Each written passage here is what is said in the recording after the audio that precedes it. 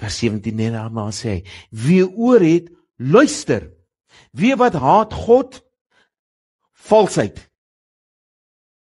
Nie net dit wat ek en jy sê nie, ons is so geneig om te sê dat ek 'n valse prediker is wanneer ek tekversies of die woord van God verkeerd interpreteer. Maar wat is my leefwyse? Dit is 'n openbare getuienis van wie? Van God.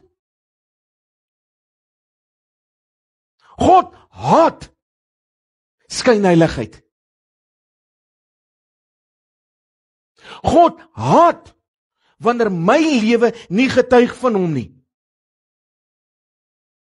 Wanneer ek myself wil voorgee as die hoë, heilige, hoogmoedige kind van God, maar diep binne my is ek vrot.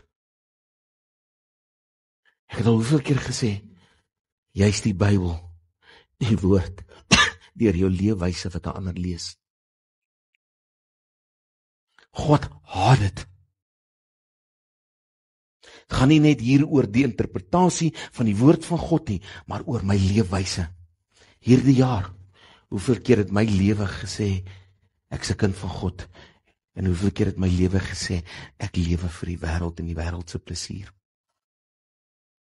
So ons is so geneig om net na 'n woord te kyk. Ja, ek het 'n probleem met prosperity predikers. Ek hou nie van hulle wat net die valsheid. Maar moenie dat ek 'n prosperity prediker wees met my leefwyse nie. Wat nie getuig van wie God in my lewe is nie. Is dit nie so nie? Waarvan getuig jou huis? Geliefde? Waarvan getuig jou huis? Waarvan getuig hierdie gemeente? Dit is 'n lewende getuienis wat iemand lees in ons. 'n Beeld wat ons moet uitstraal.